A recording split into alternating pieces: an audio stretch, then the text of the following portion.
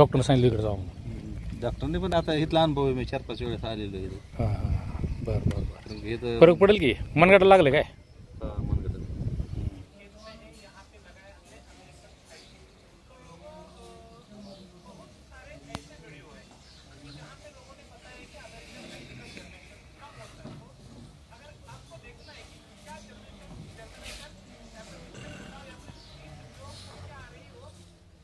नमस्कार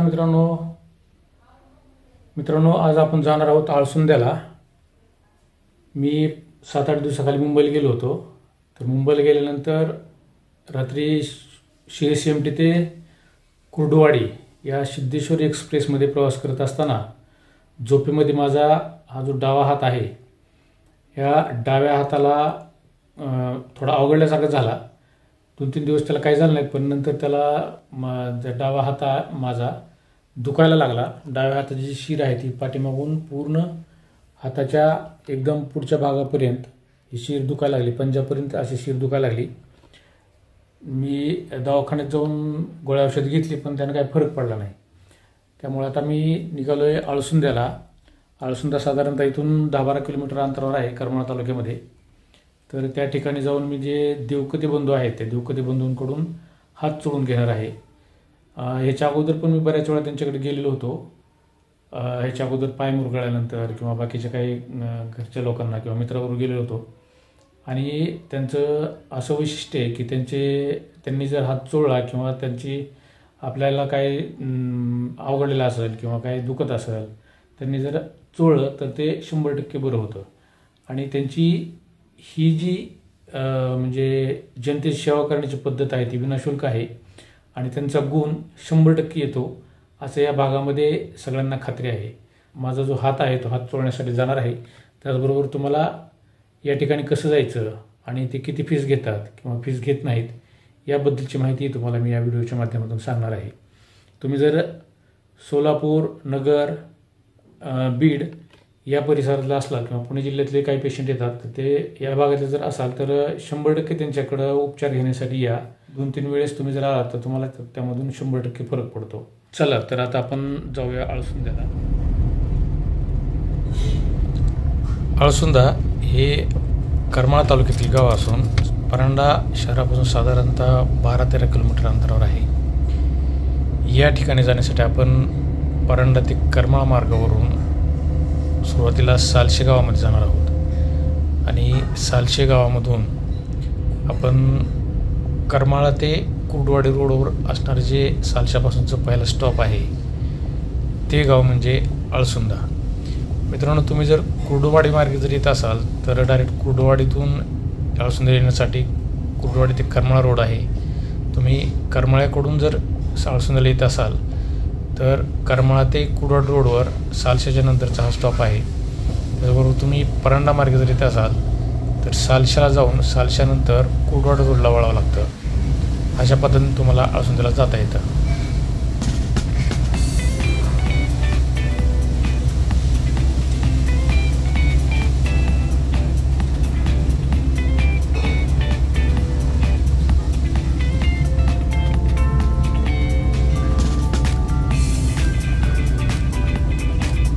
तर आता आपण सालशे गावामध्ये आलेलो आहोत आणि सालशावरून पुढं मित्रांनो तुम्ही आळसुंद्याला जायचं. आळसुंद्याला जाण्यासाठी परांडा किंवा करमाळा रोडनं जर येत असाल तर सुरुवातीला तुम्हाला सालशे गावामध्ये यावं लागतं आणि सालशावरून आल्यानंतर पुढं कुर्डुवाडीकडे आपल्याला वळावं लागतं.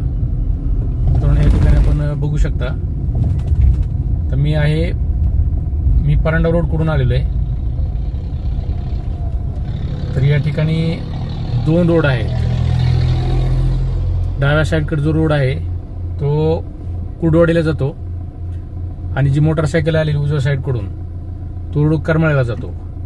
त्यामुळे आपलं आळसुंद्याला जात असताना सुरुवातीला सालशे या गावामध्ये यावं लागतं आणि सालशामधून आपल्याला नंतर पुढं कुर्डुवाडी रोडनं आळसुंदा गावाला आपण जाऊ शकतो. या सालशे गावामधून आळसुंदा साधारणतः 1.5 ते 2 किलोमीटर अंतरावर आहे.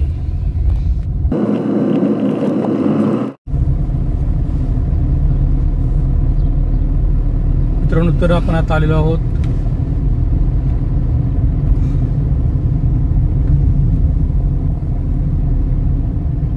मित्रांनो, आता आपण आलेलो आहोत आळसुंदे गावामध्ये.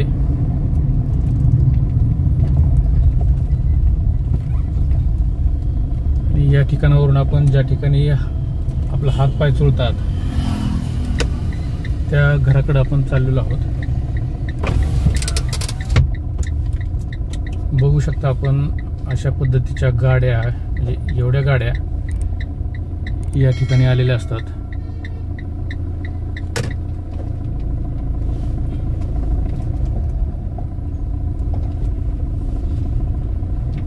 सगळ्या गाड्या हात चोळण्यासाठी लागलेल्या गाड्या आहेत. कुणाचा हात दुखत असेल, पाठ दुखत असेल, मान दुखत असेल, तर ह्या ज्या गाड्या आहेत ह्या गाड्या सगळ्या चोळण्यासाठी आलेल्या गाड्या आहेत.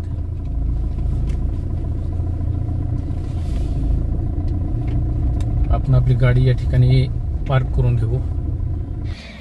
आता आपण आलेलो आहोत आळसुंदे बस स्थानकावर.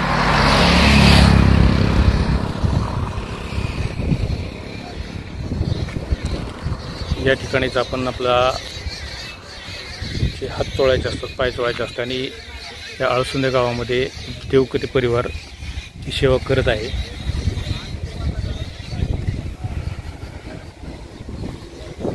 देवकतेंच्या घराकडे जाऊ आपण आता. बघा या ठिकाणी वाहनांची किती गर्दी आहे. जेवढ्या फोर व्हीलर आहेत तेवढ्याच मोटरसायकल पण आहेत. आपण आता चाललेलो आहोत देवकते यांच्या घराकडं, ज्या ठिकाणी आपले हातपाय चोळतात, मान मोडलेले असतात मान चोळतात, त्यांचं हे घर आहे.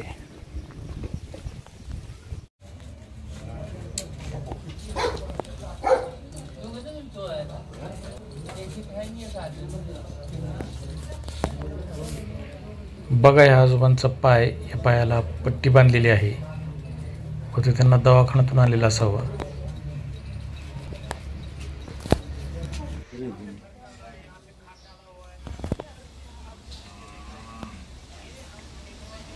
या काकांचाही डावा पाय मोडलेला आहे आणि त्यांना चालताही येत नाही. पण त्यांना दवाखान्यात न नेता या ठिकाणी आणलेलं आहे. त्यामुळं आपण त्याच्यावरून आपल्याला एक लक्षात येतं की देवकते परिवारावर किंवा देवकते बंधूंवर किती मोठ्या प्रमाणात या परिसरातील लोकांचा विश्वास आहे आणि त्यांची जी सेवा आहे ती सेवा ते विनामूल्य देतात. ते कधी पैसे मागत नाहीत. तुम्हाला जे काय पैसे टाकायचे ते त्यांची घोंगडी असते आणि त्या घोंगडीखाली पैसे टाकावे लागतात.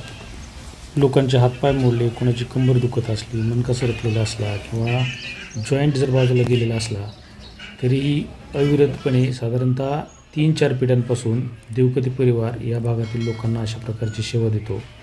बघा आपण दवाखान्यात बांधल्यासारखा या माणसाचा हात बांधलेला आहे. आता समोरचा जो माणूस आहे त्याचा पण पायाला काहीतरी कुठून लागलेला आहे. कुठून आला? वडगाव. कोणतं वडगाव? दक्षिण वडगाव. कुठं आला? मांगीच्या वरती. हां हां, करमाळा तालुका. किती दिवस झाले? कालच आलो, म्हणजे काल मोडला. काल मोडला. दवाखान्यात गेला नाहीत का? दवाखान्यात गेलो, इंजेक्शन नाही घेतलं. डॉक्टरने सांगितलं इकडे जाऊ. डॉक्टरने पण आता इथला अनुभव आहे, मी 4-5 वेळेस आलेलो इथे. हां हां, बरं बरं बरं. इथं फरक पडेल की? मनगटाला लागले काय? मनगटाला. चालतं. या ठिकाणी रोज 200 ते 250 लोकांवर उपचार केले जातात. त्यामुळे तुम्हाला आल्याबरोबर या ठिकाणी त्यांनी ठेवलेलं जे रजिस्टर असतं त्या रजिस्टरमध्ये तुमचं नाव लिहावं लागतं आणि तुमच्या नंबरप्रमाणे तुम्हाला आवाज दिला जातो आणि त्यानंतर जाऊन त्यांच्याकडून तुमचं जे काही दुखत असेल किंवा अवघडलं असेल किंवा मोडलेलं असेल तर त्यांना सांगावं लागतं. त्याप्रमाणे ते इलाज करतात. मित्रांनो, मी माझा हात चोळून घेतलेला आहे आणि त्यांनी मला याच्यानंतर 8 दिवसांनी बोलवलेलं आहे. म्हणजे पुढच्या शनिवारी या म्हणून सांगितलेलं आहे. आणि खाली जी तुम्हाला जी घोंगडी दिसते त्या घोंगडीखाली मी फक्त 100 रुपये टाकलेले आहेत. दवाखान्यात जर तुम्ही गेला असतात तुम्हाला 2000, 3000, 5000 रुपये खर्च आला असता. या ठिकाणी तुम्हाला 1 रुपयाही मागितला जात नाही. उलट त्यांच्यामार्फत हा कापूस किंवा बँडेज जे आहे ते त्यांच्यामार्फत दिलं जातं आणि या बदल्यात ते 1 रुपयाही मागत नाही. पण तुमच्या इच्छेनुसार तुम्ही या ठिकाणी थोडेफार पैसे देणं गरजेचं असतं. कारण त्यांचा हा बँडेजचा खर्च आहे, ऑइलचा खर्च आहे किंवा ते त्यांचा रोजगार बुडवून जे लोकांची सेवा करतात त्यांचा रोजचा खर्च निघणंही महत्त्वाचं आहे. त्यामुळं आपण आपल्या पद्धतीनं आपल्याला जे योग्य वाटतं तेवढे पैसे आपण या ठिकाणी त्यांच्या घोंगडीखाली टाकणं महत्त्वाचं असतं. कोणी किती पैसे दिलेत आणि त्यांची सेवा किती केली याबाबतची तुलना ते कधीही करत नाहीत. आणि हे सख्खे 2 भाऊ आणि त्यांचा एक मेहुणा असे 3 जण या ठिकाणी लोकांची सेवा करण्यासाठी 24 तास हजर असतात. या ठिकाणी रोज सकाळी 8 वाजता ते त्यांचं कामाला सुरुवात करतात आणि संध्याकाळी 6 वाजेपर्यंत किंवा गर्दी जोपर्यंत आहे तोपर्यंत ते त्यांची सेवा देत असतात. दिवसातून साधारणतः 250 ते 300 लोक या ठिकाणी येऊन जातात. त्यापैकी 200-250 लोक हे सहजासहजी हे अशा प्रकारचे मोडलेले लोक असतात किंवा त्यांना लागलेलं असतं. आणि आठवड्यातून 1 दिवसही सुट्टी न घेता पूर्ण आठवडाभर कधीही सुट्टी न घेता ते त्यांची ही सेवा करत असतात. त्यामुळे तुम्ही या ठिकाणी अवश्य भेट द्या. त्यांच्या कार्याला माझ्यातर्फे सॅल्यूट.